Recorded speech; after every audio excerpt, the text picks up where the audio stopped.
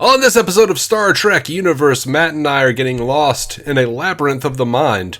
We are reviewing Star Trek Discovery 508, Labyrinths, right after these words from mystery programs disguised as our estranged subconscious loves. I can't say it.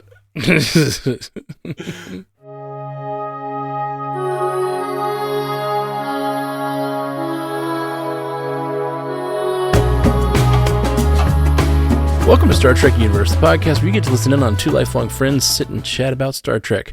My name's Matthew Carroll. I am David C. Roberson. What's up, buddy? I don't know, man. We just had a whole conversation off-cast about what's up. Yeah, so I don't know what to say now. Now it's like, what's up that you want the people to hear? Oh, like this is the performance of the friendship that we have for the people. Oh, So what's the version of you want to express to the audience?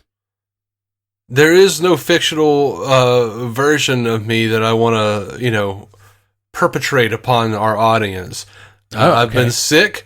My stomach's all messed up, but it'll be all right, I guess. X-rays came back clean, so. Well, see, you say there's no fictional version, but that sounded way more optimistic than the other version. But you made me laugh. I always sound optimistic when you make me laugh, man. You know how that goes. Who is this whole, it'll be all right, though, Dave? Oh, well, I also consider dying to be okay. It'll be all right. Yeah. It'll be all right. It'll be all right one way or the other. The world will keep turning. Under or over dirt, one way or the other. Okay, well, let's talk about this Labyrinths episode of Disco. All right. You want to go first? You want me to go first? I feel. Go for it, Dave. I liked it. Give your thoughts. You liked it? I did. I liked it quite a bit, actually. Okay. I liked parts of it a lot. Okay. I liked parts of it a lot. The main thrust of the episode, though, I must admit, was a little frustrating for me. Oh. And I understand the need for these, this cabal of people to, test their, ability to protect it. I guess their intentions to protect it. But this felt like, I don't know. It did not feel like having her realize she was scared and understand her own fear and all that stuff did not seem like the most cogent way to test a person to understand their intention or ability to protect the progenitor technology. Do you know what I mean? I feel like it's not just one test, it's all the tests. Sure. And considering that they've gotten here from all those other tests, they've proven themselves worthy. So it makes sense that a beta Z scientist would have a test that equates with feelings and would have a test that required whoever was searching for the clue to not only be honest with other people, but honest with themselves about who they are and what their motivations are. And I liked that. I liked that a lot. Yeah. I liked the... So here's the thing. They're scanning her brain with enough fine-tuning to understand everything about her. What's the most important thing to her? The mission. What's the most, who's the most important person to her? Book. They know all about Tilly. They understand her entire brain to a fine-tuned degree of understanding, how to reinterpret it and reproject all of the things that they want to onto her, right? Not necessarily. I think that's something you put onto it.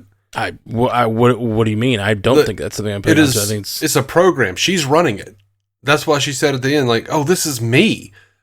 She was in charge of the program looking like Book. She was in charge of... Well, I know, but the program had to read her mind to project those things, right? That's they're running it. They said it was running it based on her mind. So the thing is reading her mind to project all these things and run the program. Kind of, but it's not going to be able, it might not be able to tell if she's willing to be honest with herself until she is honest with herself.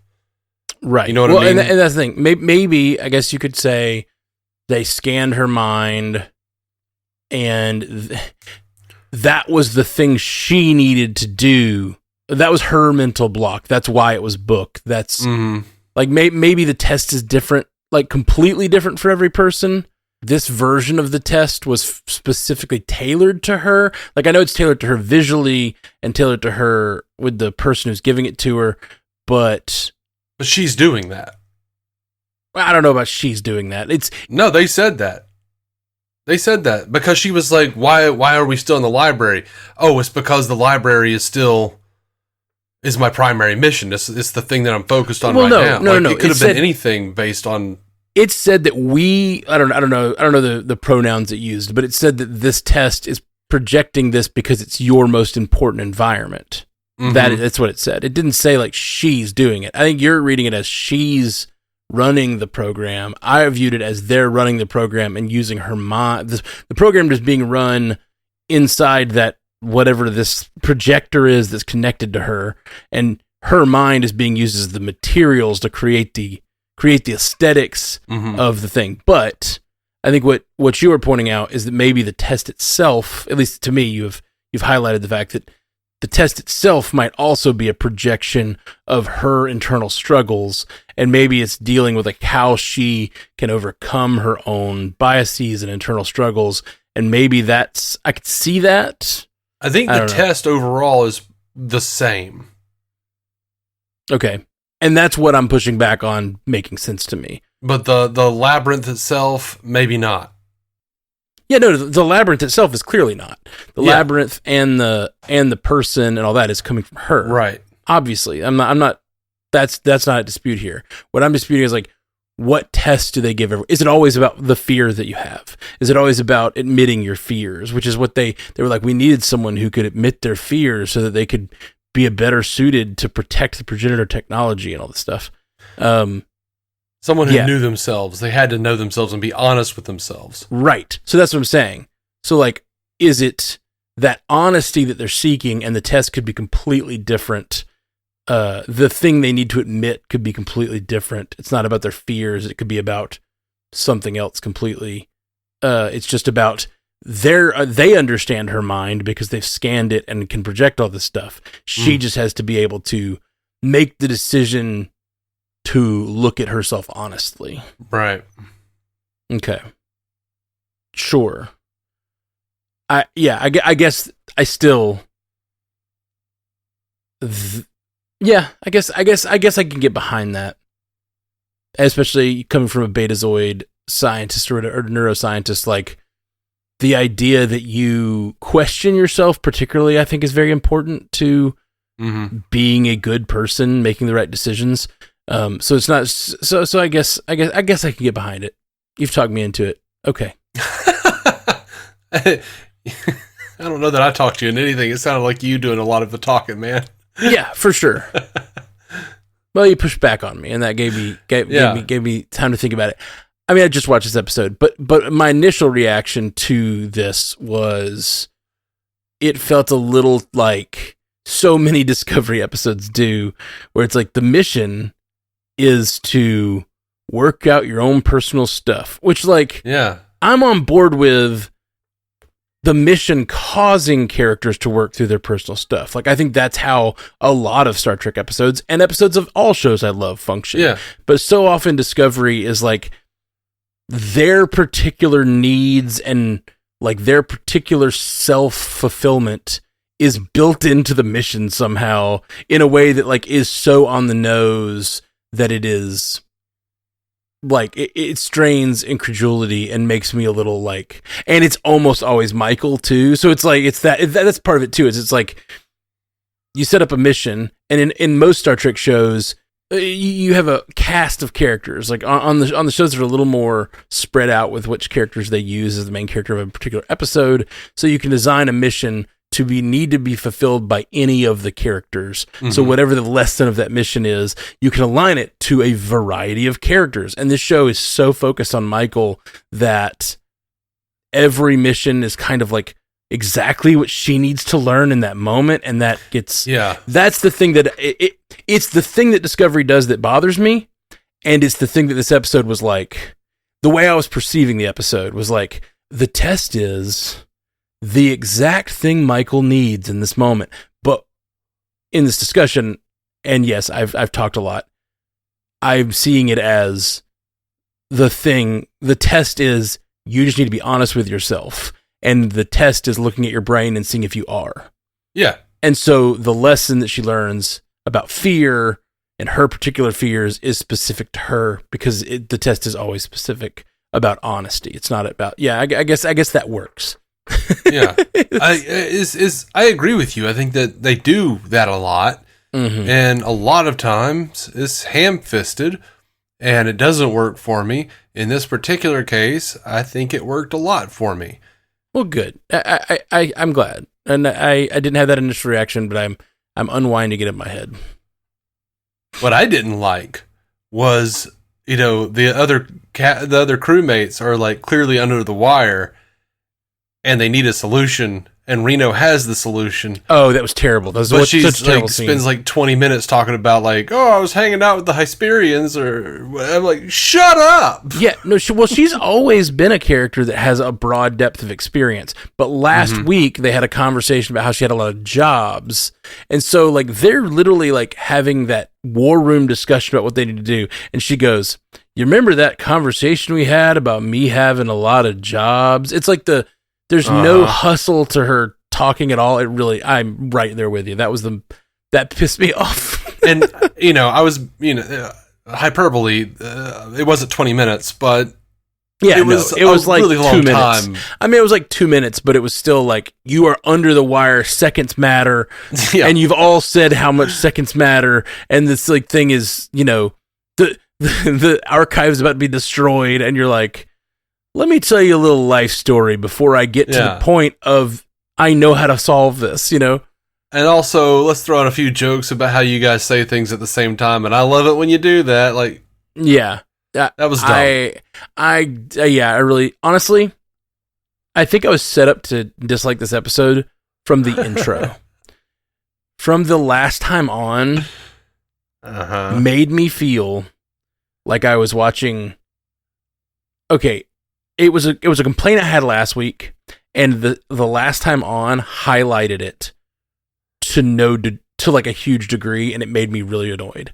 I liked last week's episode a lot, but the scene with Stamets where he like kept telling people how important the mission was, they used it as the first thing in the intro, and it just cut to him going, it is the most important thing to the Federation is we find the progenitor's technology.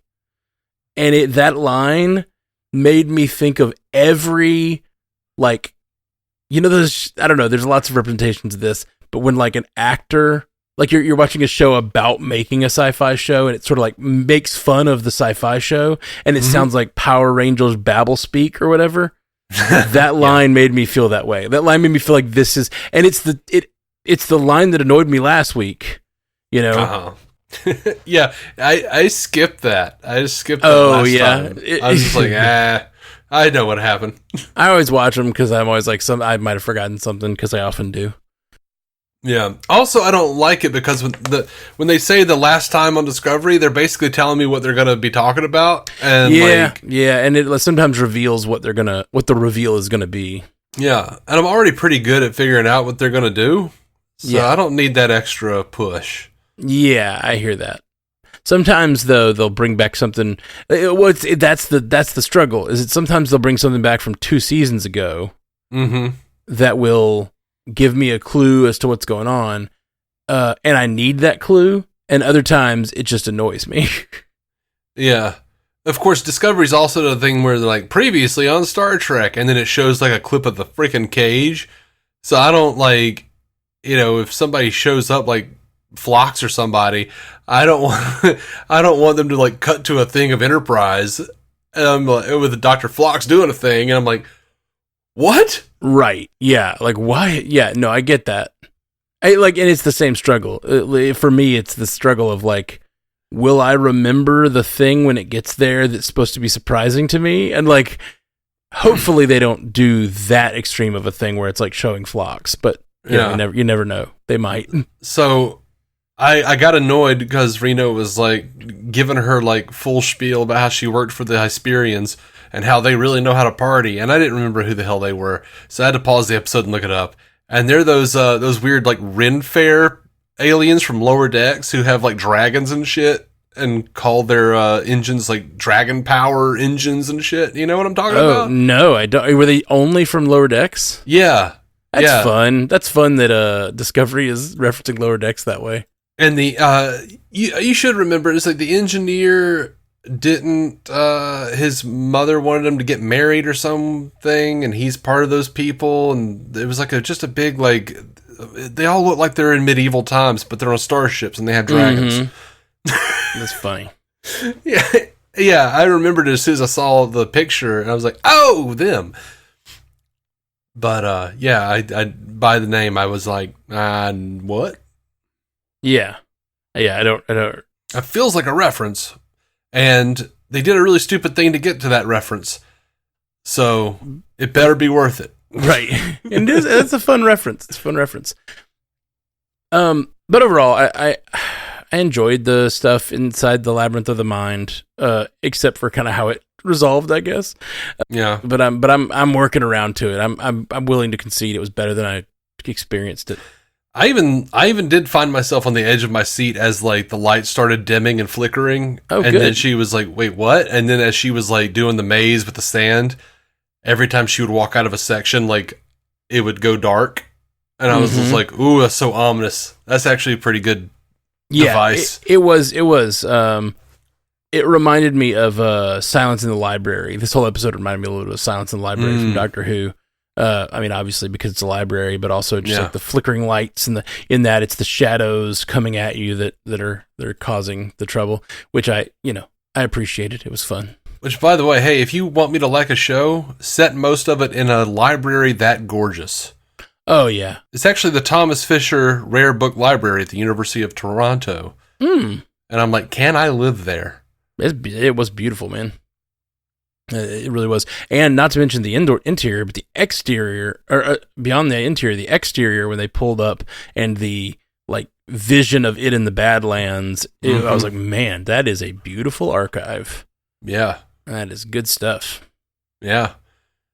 Speaking of beautiful things in the archive, the lady, the curator. Yeah, she's gorgeous. Yeah. Yeah, I was like, I know she's got all the makeup shit to, because she's a Frosian, but I was like, man, she's really attractive to me. yeah, she's beautiful. She's also, I felt like very, I don't know, there was a certain like almost like fairy aesthetic to her that we don't get on Star Trek very often from, I don't know, like a. She's just very affable and very like pleasant, and she's a we don't get many like customer service representatives. You know what I mean? Like we don't get she's like in Star Trek, because it's like a world without money. You don't have many people that are there to like, hey, welcome, come on in. Like it is like, man, she played it very well, and I liked how funny she was. I really liked the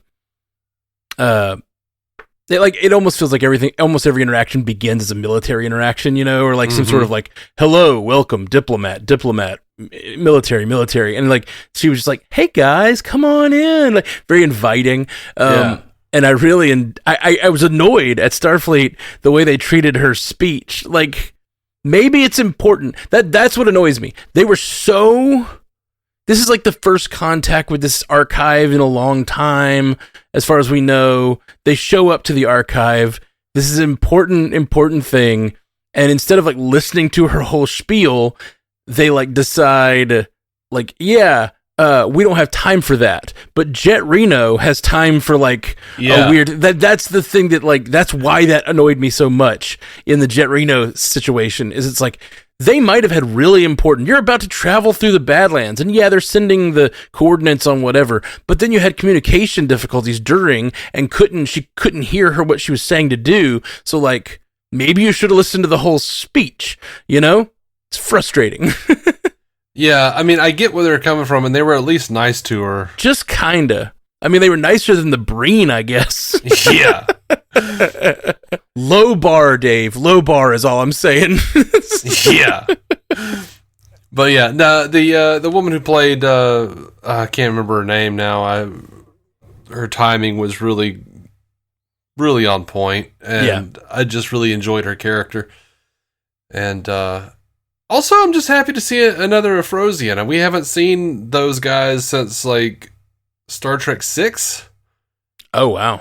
Kurtwood Smith played the Federation president. Okay, I was going to say, that's where we saw them before, right? And the only other time we saw them, I think, was in Star Trek 4. I remember seeing it as a child and it confusing me, because he looked enough like a Klingon to me with the head ridges that I was like, wait, the whole thing is the Klingons like trying to make peace with the Federation, but why is a Klingon on the Federation like leading the Federation side? Like, like they don't explain it, but he looks a lot like they just. It was a weird choice. It was a weird choice for as a kid to be watching and be like, isn't that a Klingon? By the way, guess who named them the Afrosians? I don't know who. An associate producer on Star Trek 4, Kirk Thatcher. I don't know who that is. You do. Well, I'm saying I don't know the name. He's the punk on the bus. Oh, funny. That's funny. He also wrote the song that he was listening to. I knew that. And part. I think performed it. That's funny. Yeah. That's really funny to me that he was the guy who was like, Afrosian. Such a weird thing. Like he was a producer, would you say? An associate producer on Star Trek 4.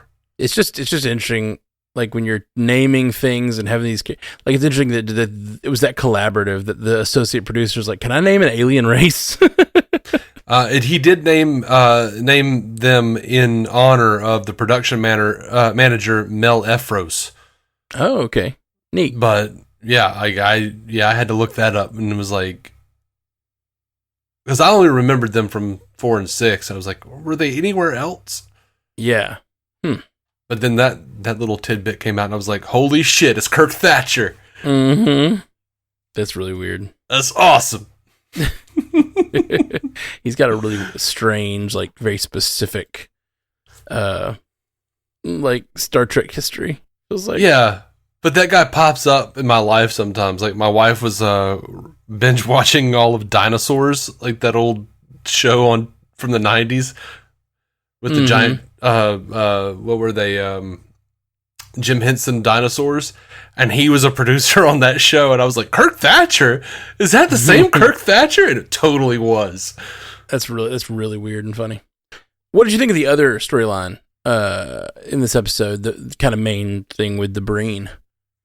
I was okay with it. I kind of feel like that one Breen dude, the main guy that Maul was appealing to, who wound up joining her, and convincing everybody else.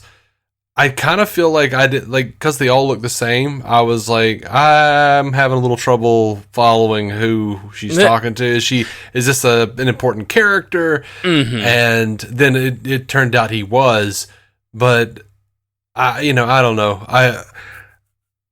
I still think that the main Breen bad guy, Rune, I think his name was, something like that. The Priarch or whatever. The Primarch. Primarch. He's just a little mustache twirly for me, but he was obviously just very, like, concerned with his own power and his own self-interest, that he would go against the oath, the blood oath, or whatever the hell they called it. Yeah, like he's even mustache twirly for his own society. You know, like it's not like it's just a cultural divide. He's like doing the bad, and then he's not caring about his own culture's like specific things that they're supposed to care about. Yeah, and I will say, it's tough to get a read on this kind of stuff when all the bad guys are wearing the helmets. But they did a good enough job of when he was like, now destroy the place, and they all kind of had like a little movement where they all kind of like went back a little bit, and I was like, that's actually pretty good. I wouldn't have known that they were like questioning what he's saying to do because you can't see their damn faces. Yeah, I actually disagree with you on it being tough. Like, I think they did a really... I mentioned it last week that when they were in negotiations, I thought it was... I thought they did a really good job of displaying like what the Breen were thinking, you know, the movements, and I thought they did a really good job this episode too. Now it was like I was just having to assume this was an assumption, but it was right. I think that like the guy standing to her right, it's funny, but like they basically had to block the scene where like the Breen stood in the same place for their entire interactions through the episode. Yeah. The Primarch is here. Maul is here, and the guy standing to her immediate right is the one you're supposed to be following as the sort of main dissenter, right? Like, it's like he's clearly has empathy for her. Like, you can see by the way he turned his head when the Primarch said that. They did a really good job of it, so I'm not complaining, but it is sort of hilarious that they were like, if they had shuffled the guys around at all, or ever had him leave her side, I would have been like, I don't know who's who at all. Yeah. A little bit rushed on her ascendancy to power. Her ascendance to power. I expected more of a fight from Primarch, honestly. Like, I ain't know she was just gonna like kick him and be done with it and take him out. Yeah, but I get it. You got 2 more episodes in the season. You gotta hurry it along, I guess. But you know who it was not a rushed ascendancy to power, and I loved so much? Commander Reese. He had like a minute of captaining, and he just like killed it. Like, I loved him as you know, in the captain's chair and like giving his orders, and just like very different than the way Burnham deals with the crew. Very different than the way that Rayner deals with the crew. He stepped in and was just like, "Yeah, go into the Badlands. Prepare this, prepare that, go there." And they're like, and they're like, "But what?" And he's like, "Yeah, we'll lose our sensors, but so will they. Go."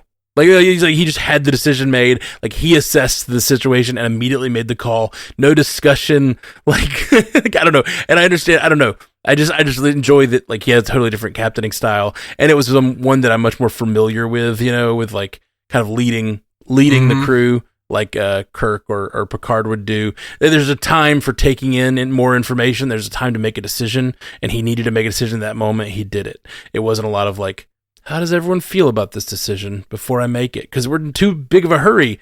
Janet Reno. Yeah. Her name is Jet Reno, by the way. Damn it. Janet Reno's the freaking Bill Clinton's whatever. Golly. What was she, Secretary of State or something? I don't remember what Janet Reno actually did in real life. I just remember Will Ferrell as Janet Reno doing Janet Reno. Attorney like, you General. Fight dirty, then how come my conscience is so clean? Yep, I remember that too. Damn it! I think like this is the second week I've gotten Jet Reno completely confused. Last week it was confusing her with that other character from Strange New Worlds, and now I'm confused to her with Attorney General Janet Reno. Oh man, yeah, and I just have a vision of quote unquote Janet Reno kicking Rudolph Giuliani in the balls. Yep, on Saturday Night Live. So it's good. We're good sketch. Together, we're worth a little less than a damn. Yeah, I think. Yeah, a little less.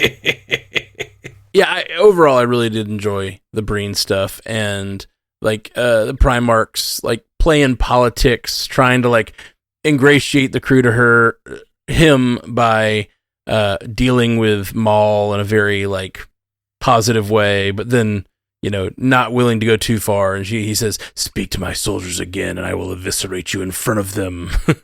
Yeah, but that doesn't stop her. She still does it. Yeah, I liked that. I mean, I didn't think that Maul's points were weak. Mm-hmm. She saw that they were clearly like, wait, what? When he was given these bogus orders. Uh-huh. And she was making some fine points about like, dude, if you destroy the archive, all the other Breen are going to be like, look at how dishonorable this prick is. And he's like, it will not matter. We will not worry. We will have the power. Yeah. Yeah. Like, damn, dude, you're just like fucking Skeletor right now. Do you realize that? Yeah. It was very Skeletor-esque. The voice as well. And also very convenient. Like, we never can understand the Breen through the universal translator or whatever. So very convenient that he was like, we will speak her tongue to honor her. And it's like, that's just so the show could be in English. Yeah. Another annoyance with the Michael Burnham storyline. When he's like, I know. But he says that, we get so much hate mail about this. She says something to the fake book and says that you won't fail again. And he says, again. And she says, screw you, I'll find my own way out. And runs away from the like omnipresent program that's trying to help her. Like it just it felt like super. That was weird. It was weird. And she comes back, but it's like, I'm sorry, that is just that type of emotional outburst, like, is over the line for like people in everyday life dealing with each other. Like I understand, I feel like I need a minute to think this through, but like I'm bailing on this relationship, you program. it just felt way over the top for me. And then comes back, it's like, I'm sorry, that was an outburst. Like, yeah, you're trying to solve the riddle of this thing. I don't know. It just didn't. Yeah. It was weird, man. It was weird, but to people who will argue for it, and I would be annoyed and have been annoyed when any other captain has done that kind of shit. Oh, 100%. I'm not saying that like Burnham is particularly bad. I just don't like the way they handled the storyline this week. But like, and I mean, the way I would argue for it, if I'm going to argue for it, because I can argue against myself, of course, is that like maybe the program was programmed to push her buttons to the point that she would have to like deal with herself. And that's what the point of the program was, for her to get to be honest with herself. So like maybe that outburst was essential, which I can understand if she was like confused about where she was, but the lack of sort of like her, it doesn't align with the situation she's in. She's like in a like universe stakes situation dealing with a piece of software, and she gets angry at the software, and it just to the point that she won't deal with it anymore, and it's the interface she has to use to solve the puzzle. It's just like, what are you doing? That was I understand how fraught it is to criticize Michael Burnham for being Michael Burnham, but like sometimes she does shit that's just over the line silly. Yeah. No, I did think it was funny when she was like, why didn't you tell me I was on the wrong path? And he's like, you didn't ask. Yeah. She's like, okay, I'm going to need you to be more proactive here. Yeah. I enjoyed all of that, man. I loved when she comes in and she's just like, oh, I see. This is a software. Or you're not the real book. And he's like, nope. Like, it's not like trying to deceive her. You know what I mean? I really enjoyed that.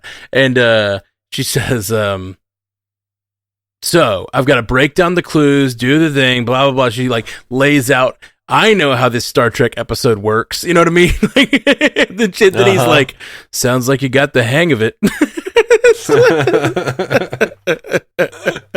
I really enjoyed that a lot. Yeah. And he did a great job of pulling double duty here. Like, for sure.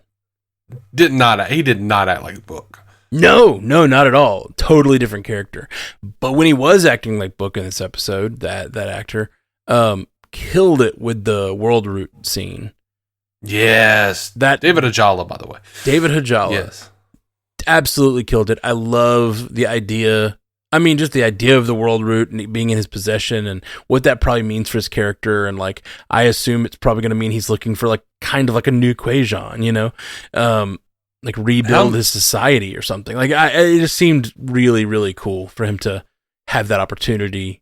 And the line where they're like, our sacred duty is we have a sacred duty to lost cultures that they're never forgotten. And he has the most genuine, just like breakdown and says, thank you. He's like, yeah, you very rarely get like the idea of a lost culture being never forgotten by an archive.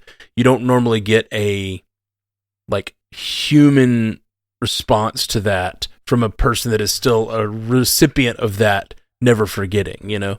It was really, really sweet. I loved that moment. How much you want to bet they're going to use those carvings from the world root or whatever the hell in the final episode? Yeah, with the progenitor's technology to recreate the Quajon. Yeah. That's exactly what I was thinking. Which, I don't know if it's going to be that. I could see that immediately when you say it. I'm like, oh yeah, that's why they're looking for the progenitor's technology. That's why this whole season is building up to them saving, like recreating Quajon. But another option is just him finding a homeworld for the Quajon and like calling all Quajon to a new homeworld. You know, like the remnant of Quajon who survived, come here, we will rebuild our society. That sort of thing. Yeah. Like that's the best case scenario. Worst case scenario, somehow all the people who died on the Quajon originally somehow come back. Yeah, that would be ridiculous. And, well, the thing is, here's the thing.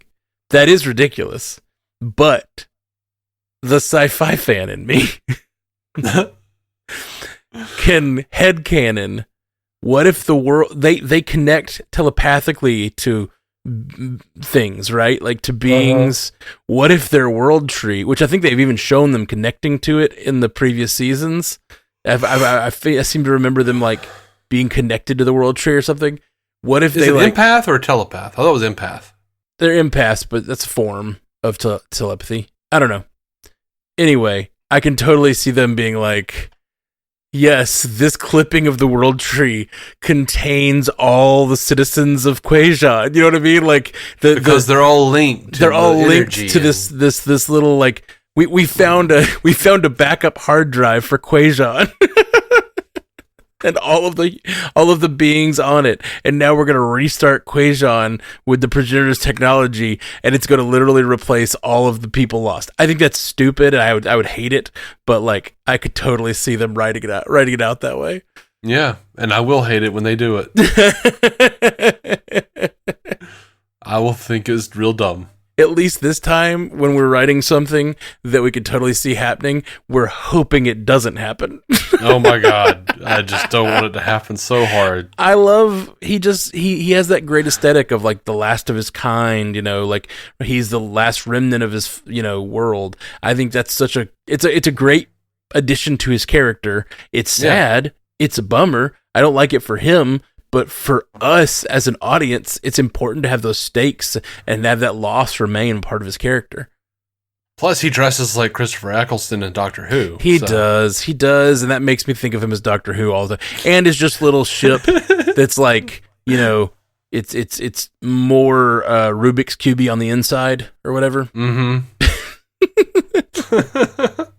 Or it's more Rubik's Cube on the outside, I guess. Yeah. That really seems to change on the inside. By the way, they did you catch that they said that Michael had a nucleonic beam going into her head? No. I mean, I remember that scene when they discussed it, but I don't remember. That's the same kind of beam that the Catan probe hit Picard with in the Inner Light. Oh, interesting. That's cool. Yeah. I kept looking for a Alamarrank Easter egg or whatever. Move along home. Yeah, like I could totally see that, like there, because she's just, you know, in another little thing she has to solve. It's like I said at the beginning of the episode, she explains what kind of Star Trek episode she's getting into, and I was kind of thinking maybe they'll do some sort of like sound cue in the background or something. Yeah. Da, da, da. So many people hate that episode, and I actually kind of like it a lot. Yeah, well, it's at least memorable. Like there's a lot of episodes of DS9, and like some are good, some are all right, and some are bad, and like some are just forgettable. And I'd rather something be weird in a funny and interesting way than. I mean, it's like we talk about like even something like Spock's brain or whatever. Like that episode is dumb. Yeah. Like Spock loses his brain. It's a lot of fun. It's a lot of fun. It's silly, and like you remember that episode. It's childish and silly, but it's fun to watch. Yeah, people shit on Spock's brain. Like I say, it's like the worst episode. I'm like, it's not Cat's Paw. It's not like the Halloween themed episode, for Christ's sake. Come on. All right. Let's see. What do we got? Any other thoughts about this episode before we move on? I got a few things, but I don't know. Go for it. I might not know. I don't have anything right now, but if I hear you say something, I might go, "Oh, I got something on that." Asha's brand new, right? Who is Asha? This season, she's the new helmsman that they brought in. Yeah, I know who you're talking about. Yeah, she there's like Jemison and Asha, and they replaced the Detmer and Owo, who went to take the Enterprise. Okay, gotcha. I've been just seeing like a lot of sort of like hero shots of Asha. Like they keep cutting to Asha doing things, which is just the normal helmsman shots. Yeah. But like it feels like they're trying to introduce a new character and like let us know she's there. They keep saying her name. Which is like fine. She hasn't done anything, so I don't know who she is as a character. But it's sort of that Discovery thing of like, here's a new character. Care about them. I wanted her to be able to have some conversation or something that'll make me like understand who she is if they're going to try to do something with her, I guess. Yeah. But I have no opinion on Asha except they seem to be letting us know she's there. Uh-huh. They keep showing her. They keep saying her name, and I'm like, "Who is Asha, and why? Like, is this going somewhere, or is this just a replacement for helmsman?" And like, because there's lots of helmsmen we get over the years in Star Trek, and like people who work at the stations who they never name. You know what I mean? And I feel like Asha, they just keep naming her and keep pointing her out. I want there to be a scene at the very end. I want this season to end on a cliffhanger. Mm-hmm. Where Asha is talking to Michael, and Michael looks at her and says, "You remind me of someone." And she says, "My name is Asha Tyler." And she's like, "Ash?" And then like that's it. Yeah. Like, we don't know how. He went through another genetic restructuring. And somehow left 1,000 years in the future. Yeah, exactly. It's Section 31, man. yeah. That's funny. It's silly. Oh man, I really liked the line like books. The fake book is doing all the stuff in that little world, and he says, "I promise, Tilly would." Or no, he says, "Tilly would have been just as frustrating for what it's worth." If this program had chosen Tilly as your representative, she would have also been very frustrating. I agree, if not more. I think that actor played that role really well. I really enjoyed his whole affect this episode. Mm-hmm. I kind of thought the that program of the guide was really the like the mental representation of the scientist. Right. What was totally. Yeah. I mean, Marino, they whatever. said that it's a program that she programmed to leave behind for them. So yeah, it's definitely like the conduit to speak to the scientist. So I also really liked the moment where she breaks down a bunch of her own problems, like things she does wrong, like trying to just plead with this program to like, what is it you want to know? And she says all these flaws about herself and all these problems she has. And then the program says, some of those things may be true. It is not the answer. Yep. I loved that. I liked it a lot.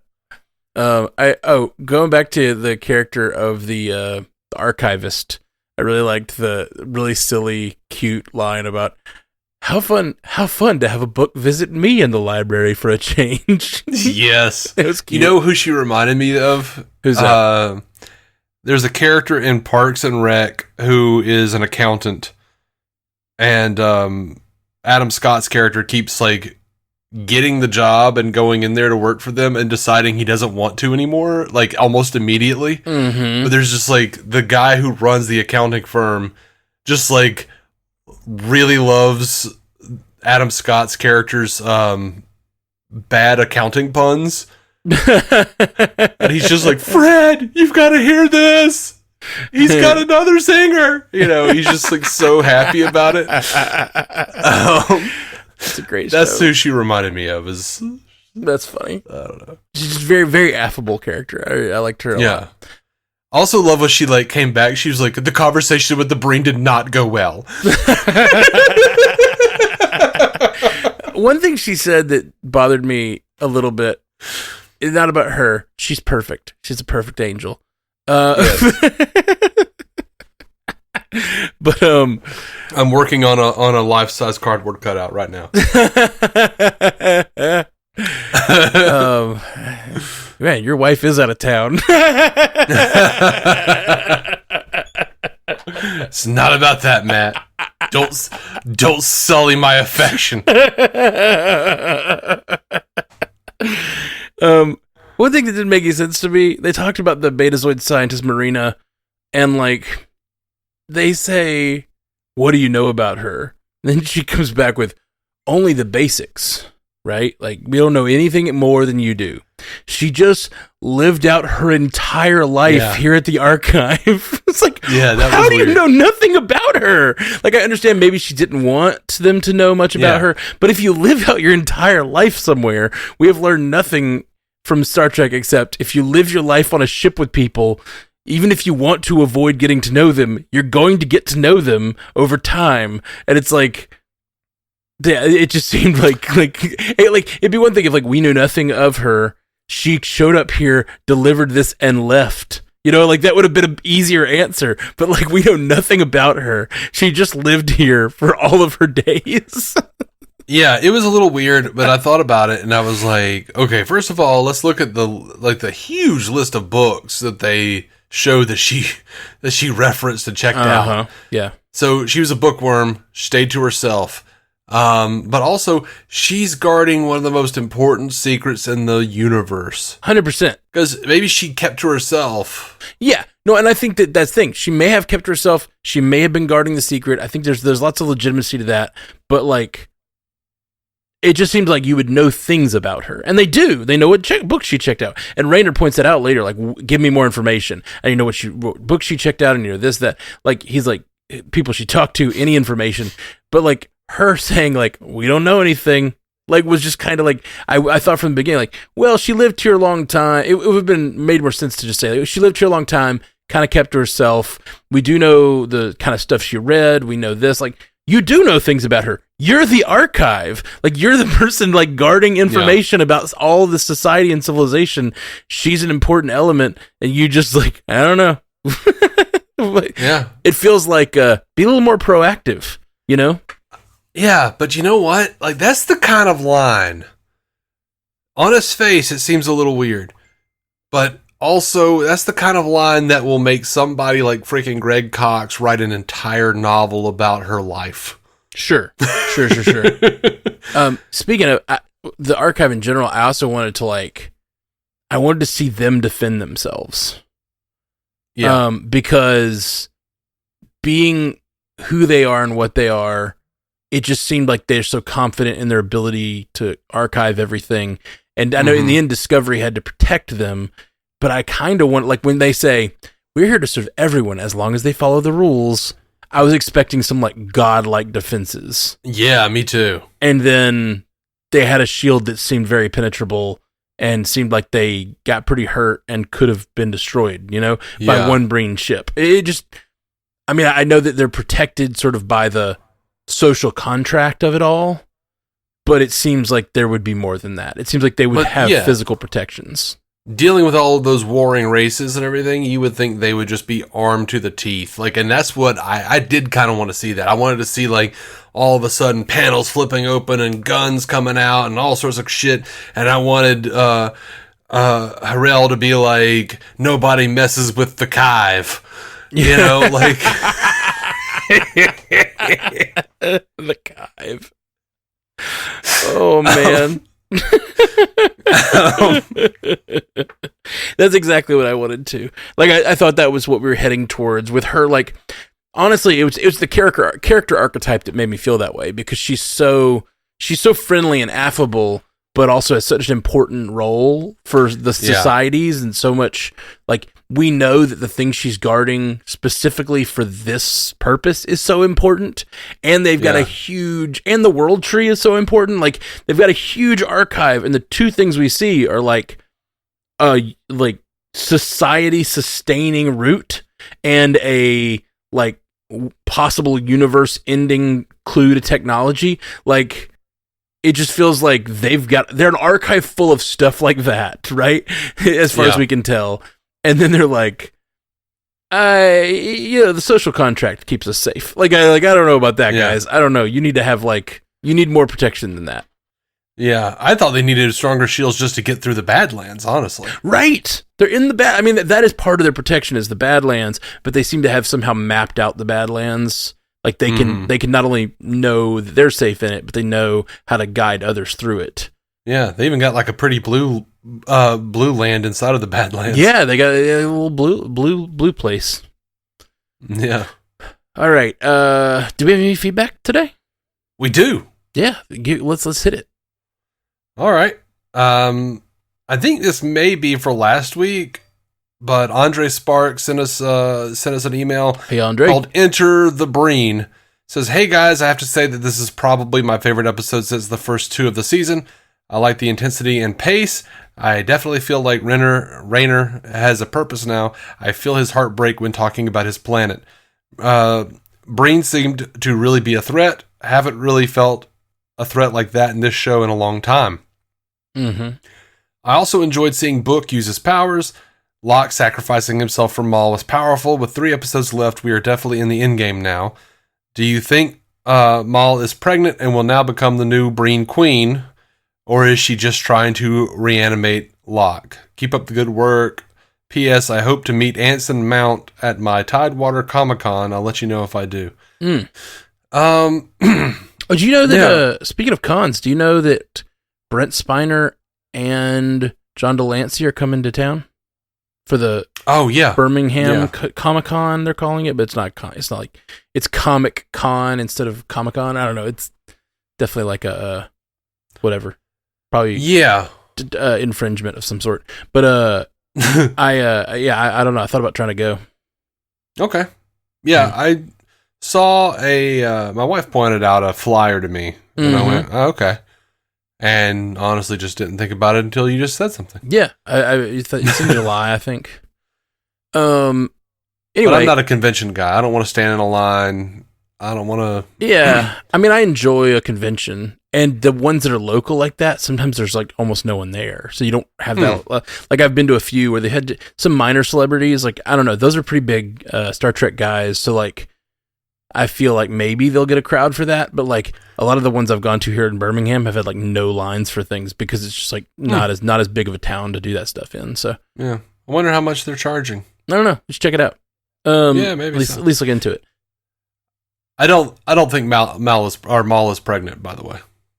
Yeah, I don't know. That would be, I don't think she needs to be for the story, for sure. That she's already used her connection to Locke to, like, make this happen. And but he's talking about from last week's perspective, possibly. So and he says, is she looking to be the new Breen Queen? I think, like, to some degree, she already has done that as of this week. Like, she's in some form of control of the Breen right now, or at least that faction. You know.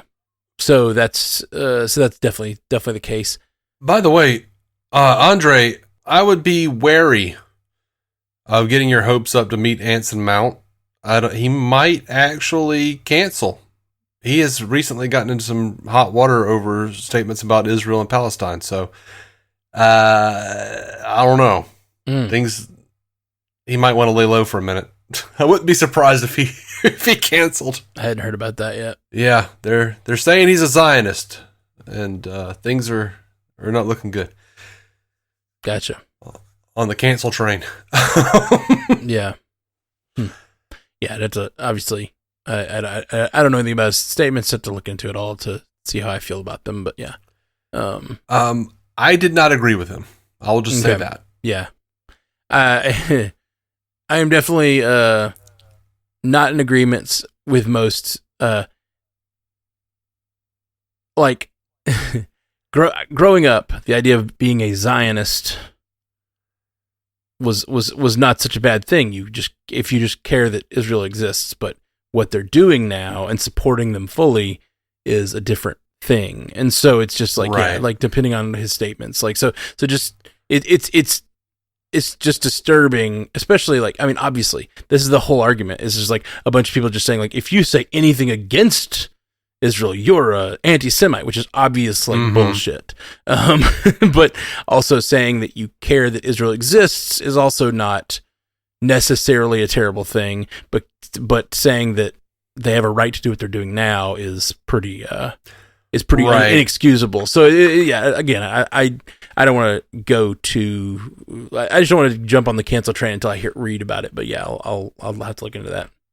Yeah, what I saw was like he seemingly was discounting the Palestinian claim that 15,000 children had been killed. Right. Because he was like, well, yeah, of course they would say that or something.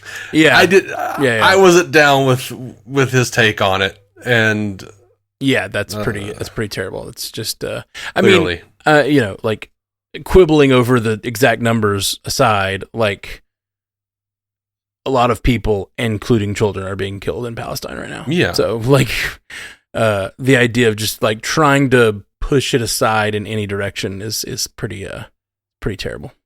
Yeah, and I didn't go a lot deeper because it just bummed me out, and I wanted to move on. That really bums me out because I mean, like I said, I think almost anyone of the older generation grew up with this very like American ideal that like Israel is our closest ally in the region and like all this stuff about. I grew up with the same stuff, and like we're just seeing it a little differently now. You know what I mean? Like in this world, and like. It's tough because a lot of people who are just like of a different time, but that's the whole thing about Star Trek. And like I built a lot of my ethics through watching this show, and a lot of like what you do is you look at the situation, you say, oh yeah, that's our ally, that's our enemy, but oh look, our ally is doing something we don't agree with. We have to stand up for our values. And so like, you know, you like just you may care greatly for the state of Israel and the Jewish people, but like the way you care greatly for someone is not to follow them blindly, and that's like one of the main lessons of Star Trek, I feel. Yeah, and in this episode, even like being willing to like fully excavate yourself and question your own biases, and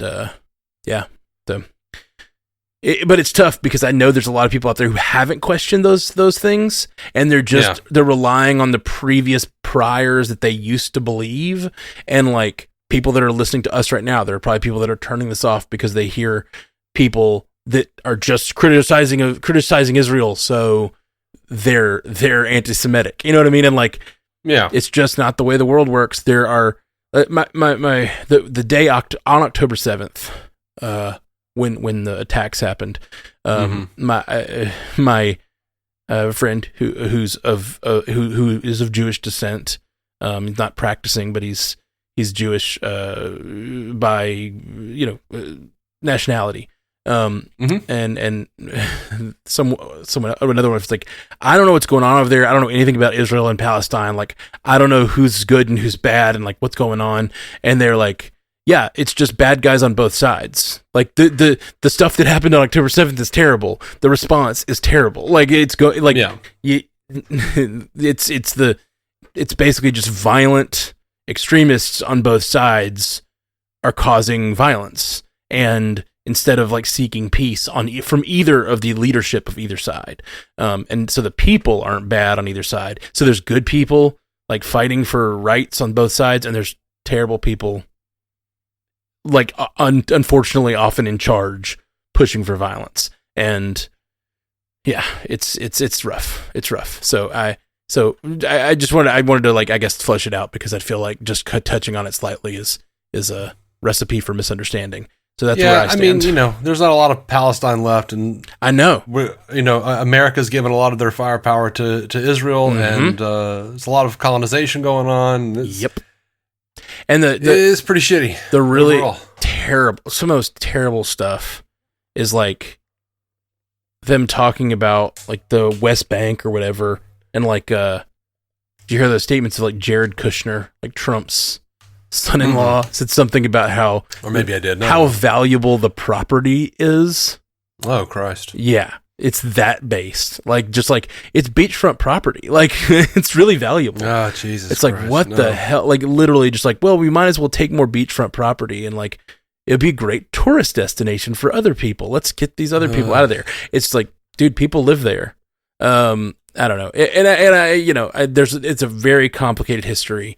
There have been terrible things done on both sides, but the one committing the genocide currently is the one that we have to stand up to and stop giving at least stop giving weapons to. Like just that's the start of it. Start of standing up to this. Yeah. All right. Well, you want to move on to stews? Sure. That was an answer to Andre's questions, right? I was just saying, don't get your hopes up for Anson Mount to show up. Yeah, but you brought it up, man. Yeah. Stu sends us an email titled "Ala Moraine Count to Snore." So I guess we can guess what he's going to be. How he's going to be feeling about this one. Stu says, "Labyrinth of the Mind. At least the Breen can find peace in the knowledge that Locke's quote-unquote murderer has died with him. Is Tyrell supposed to be a Klingon librarian? People who don't return their books on time have no honor." No, she is not. She is not Klingon. A Frosian. Yep. But I thought that too. Yep. Star Trek you did. 6. Star Trek's 4 and 6. Okay, but yeah. Kurtwood Smith played a very prominent Afrosian as president of the Federation. In 6, right? Yeah, in 6. The Labyrinth of the Mind is basically if a Wadi from DS9 was more into therapy sessions than games. Mm-hmm. Okay. What about the therapists who use games? Indeed. And there was a maze. It wasn't a maze. That's a game. It's an escape room of the mind. It was not. It was a therapy session, for sure. It was. Stu says, "I don't want to sound demanding, but imagine if the guide had taken the form of Spock instead of Book. But why? Why, Stu? That shit never occurred to me. It always made sense that it was Book. Why would it be Spock?"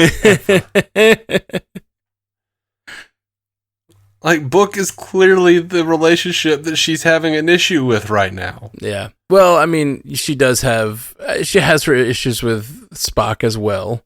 But I do think that, like I could see Spock appearing to her as a representation of all of her fears of not living up and stuff, you know? So I could see it. I could see that. That would be cool. It would be fun. Yeah. It would be a fun visit and a way to have that actor visit without it actually like being a connection or whatever. Yes, but I will argue that she resolved her issues with Spock in season 2. Their relationship had closure. The Book relationship does not have closure. Oh yeah, for sure. Well, it's just a matter of what closure you're trying to get, and like they wrote it in such a way that it makes sense that it's Book. Yeah. But I see where Stu's coming from. That would have been a fun thing to do and a cool crossover while it would have made sense. It could have made sense if they'd written it differently, but they chose this way. And the actor who plays Book, what's his name again? David Ajala. David Ajala. In Star Trek, we have a name. Sorry. Fight Club reference. I don't know. Anyway, the David Ajala did such a good job in this episode that I like. Yeah, it would have been nice to see Ethan Peck show up for a cameo for whatever reason. But like, I really liked his performance here, and I don't think we should take it away from him. It was great. Yeah. I love that guy. Like I was introduced to him on Supergirl on the CW. Oh, interesting. He elevated the shit out of that show. He played this guy named Manchester Black. He just did a fantastic job, and I'd love to see him every time he was on screen. Cool. Stu says, "Holy shit! They gave Reese acting command and let him actually do stuff."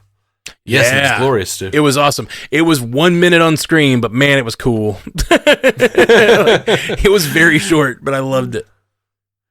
Stu continues, "Is the test that she has to give up on passing the test, and therefore the clue to show she's willing to give up getting the progenitor tech and in turn prove she's worthy of having it. Because I've been thinking for a lot of this season, them trying to get the clues is far less effective than just destroying the ones they have, so no one can get the tech. You know, the standard, those who don't seek power are the only ones who should wield it type deal." Yeah, interesting. I dig that. I don't, because even while there's a mission at hand to get the power, they're still explorers.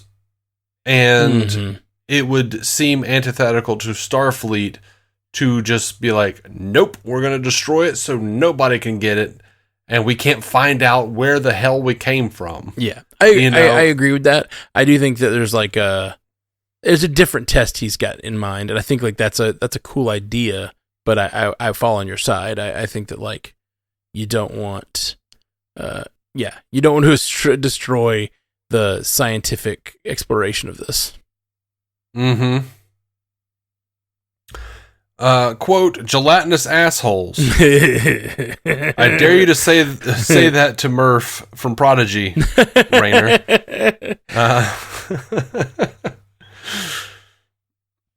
Actually, that's a good point. What if Murph's a Breen? I don't think so. I don't think so either, because they're gelatinous in their freezer form, right? Well, yeah, but like I think the refrigeration suits are to keep them solid enough to operate. No, that's the opposite, right? I don't know. Because Locke was out of his suit and he was solid.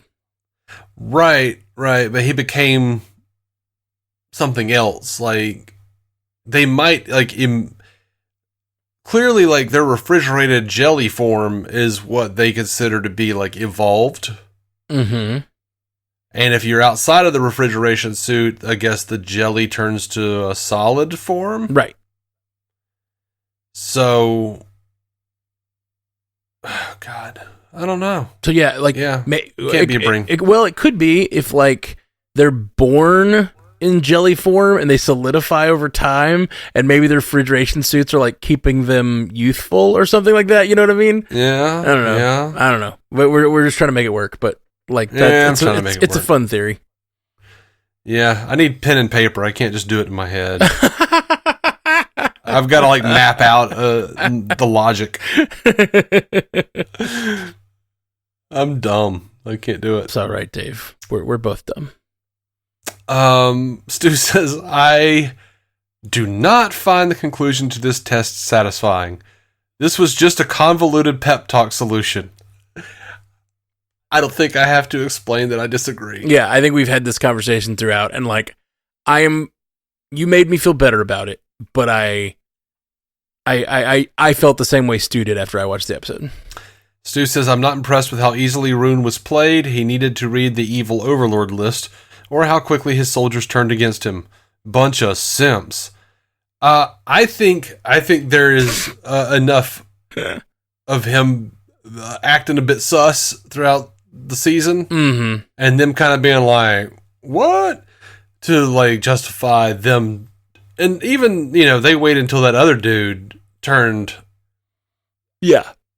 Well, they also waited. She only really convinced one, and then that was enough to convince the others. But also, like, she is like, I think now that we know he's the Scion, right? Like, now that we know he's this, like, representation of their empire, right? And they believe in bloodline, like, succession. Now we know that, like, he left the ship for this person, for Maul. And so they are probably really curious about Maul and who she is and why he would do that. You know what I mean? Like, no Breen leaves. We've never seen them out of their suits. You know, like, Breen don't leave the Empire. And this one left to go be with this person. What does she have? And then they see her in front of all of them arguing for the more Breen way of handling this. Yeah. And then she baits the Primarch into making that blood oath. And then he immediately is okay breaking it. You know what I mean? Like, it's it was definitely a like combination of, I think, all of them being like interested in her, like in like what is this character? Why would the Scion leave for this woman? And also then she proves herself in the arguments she makes, and the Primarch is proving himself to not care about them or his own honor. And like, I think it was well played. Yeah. Like, by the writers, I guess. Yeah. Stu says, okay, so an interesting episode in theory, diminished a bit by execution and an overcommitment to theme over plot. A Mindscape constructed labyrinth puzzle thing could have been a lot more interesting and exciting than Michael's self-reflection with a smugger version of Book and Robes, while I find the lack of exploration of the library itself a missed opportunity. I do agree with that part. I wanted to see more of the library. Yeah, me too. But I always will. Yeah. I also have to ask if the criteria for passing the test is the same for everyone, or is it catered to the individual?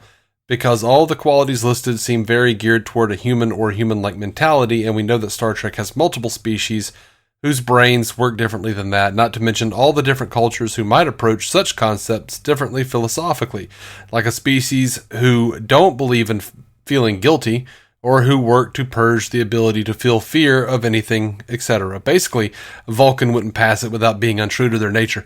I don't agree with you on the Vulcan thing, because the Vulcans are emotional, they just hide it. And they subdue it. Well, and this is the problem is this test isn't perfect. Like, this test is created by whatever, like 22nd century people or 23rd century people. It's not 24th century. Okay. But Mirrorverse 23rd, maybe. No, she was 24th century for sure. She was, or was she? Okay. Yeah, she was definitely 24th century. Sorry, I get confused because I think of 2300 and 23rd as the same, but they're not. Yeah, but she's still a flawed individual. The 2300s. She's a Beta Z. Right, she's a flawed individual. It's not like these are, like, I think the way they're projecting this season makes it sort of feel like they're trying to do this, like, almost god-like, like, let's examine these lowly humans and make sure they're as evolved as we are. You know what I mean? Yeah. Like, but they're just a group of people. Yeah. That, like, and I feel like the show is trying to push this idea of that, like, this is we're passing these tests to earn the right to have the same access to the progenitor technology that they had 800 years ago, but didn't have trust. But the reason they hid it wasn't because, like, they weren't good enough to hold the technology. It was because they didn't trust the state of the universe at that time. Yeah, they were in the middle of the Dominion War. Yeah, and I don't feel like the state of the universe is much better at this point. So I don't know. Like, it feels like the tests are geared toward making sure that this person who finds it, or the crew who finds it, is evolved enough, which isn't the issue they had 800 years ago. So it feels a little weird. It feels more like you'd want to, like, hey, what's going on in society right now? Is there major wars happening? Are the Breen a big threat? You know, like, it seems weird the way they're viewing the tests versus what the tests were actually created for. Yeah, but, I think there's also, they're being brought into this by Kovich, and we don't know what his true intentions are, 100%, what his deal is. But Kovich is saying, hey, look, people are after this thing, so it's either us or them. Yeah. Which is kind of the worst way. Like, so in that sense, I feel like if they do get there, the answer should be like, yeah, the universe is not ready for this yet. You know, like maybe hide it for another 800 years. Yeah. So then it's like they're gonna get there. I'm gonna be so pissed if they get there, and it's like the preserver technology was within you all along, Michael Burnham. Yeah, I was just like, what the fuck? So yeah, I hear you, man. This is some real Oz vibes right now. All right, was that all from Stu? No. Stu says, also Rune just majorly acted stupid in a manner that I felt designed to accelerate the plot in a way that didn't feel believable, and used the sci-fi trope of how a character knows a couple of specific things about a culture. So it's basically a cheat code to manipulating them because they won't think laterally and realize it's happening. Also, brain xenophobia is completely overwritten, just because the alien they look down on is married to their dead presumed future leader who isn't guaranteed a resurrection. And yes, the plot overall this season has culminated in Discovery doing all the work and finding the clues, and then giving them to the Breen, and the whole thing could have been avoided by destroying even one of the clues they had, and it likely would have had the same result, because I doubt the season is going to end with, and the Federation got the power to control and create all life, and they used it totally wisely to fix everything, and everyone lived happily ever after. Agreed. It will not end that way. And hey, Discovery has not done all the work. They were given a list of names by Kovich. Someone else out in the Federation found out the names of the scientists. Maybe in the Federation. He just has sources and legal pads. I'm just saying, that's all he's got is sources and legal pads. If nothing else, it's Kovich. Kovich is the source of the Federation. He did figure out a way to get the names. So someone else is working on things. Yeah. And then they also handed over the ISS Enterprise to go do Federation things. But, Disco is one of they're not the flagship, but they pretend to be. I don't know who the flagship is at this point, but they are uniquely set up to jump around space, and that gives them, power. Yeah. They probably should be the flagship. Yeah, I don't know. It's weird because it's just weird. I feel like I want more just sitting around and them figuring out what does it mean to have this group from 800 years ago as a part of our Starfleet, them joining Starfleet and then not really integrating. They just stayed on their own ship. It all just feels kind of weird, I guess. I don't know. I want more discussions about that. I want a little more fleshing out of their relationship to the Federation and how that works. Because they're it's 800 years later. The Federation's changed a lot. In what ways has it changed that they need to learn? And they deal with that on occasion, but it feels more like they just keep thrusting them into these universe-ending stakes that they have to just be the point person for at all times. Yeah, I think the problem somewhat is that you and I don't hear anybody else say this kind of shit. I think you and I are the kind of Star Trek fans who would be completely happy with every episode just being them exploring what the hell is going on in this time frame. Let's just have them all sit around and let's go visit what's left of the Klingon homeworld. Right. Let's see them go hang out. I don't think I would like that, but what I wouldn't mind is just a basic. They jump 800 years forward.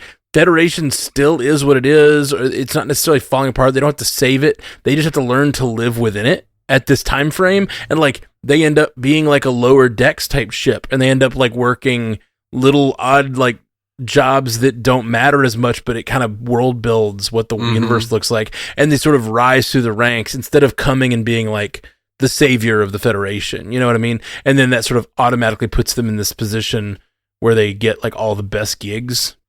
Yeah, I have wanted to see more of those crazy looking ships. Yeah, in the Federation doing something. Absolutely.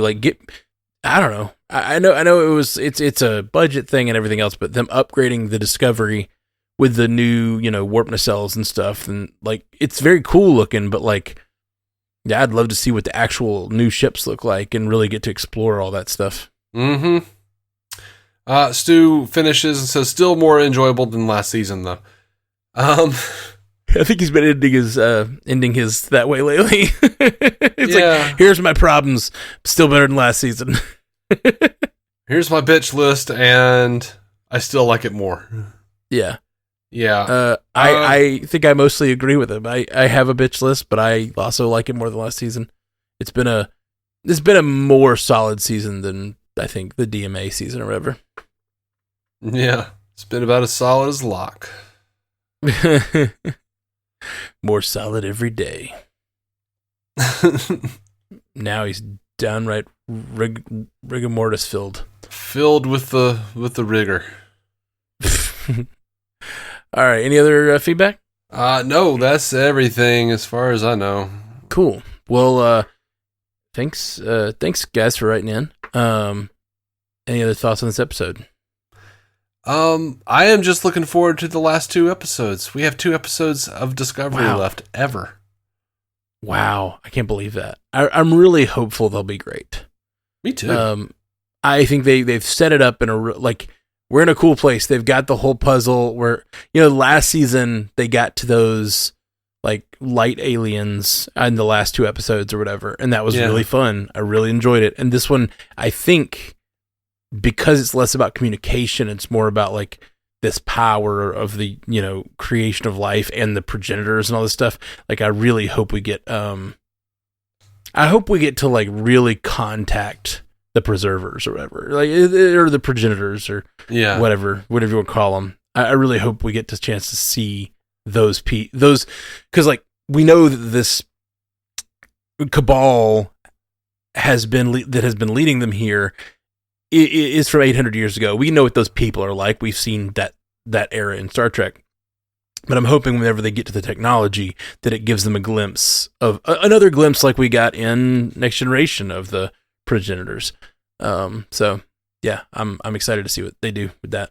Yeah, I am very interested to see what happens. Yeah, man. All right. Well, I guess we'll get out of here. Yeah. Good chatting with you, Dave. It's good chatting with you too, man. Thanks. Thank you. Joel Untrue. Live long. Prosper. Thank you for listening to the Star Trek Universe Podcast, a Stranded Panda production. If you'd like to hear more from David C. Roberson, check out the DC On Screen podcast or maladjusted.tv for his web videos. If you'd like to hear more from Matthew Carroll, check out the Marvel Cinematic Universe podcast or listen to his music. Just search for Matthew Carroll anywhere you get music.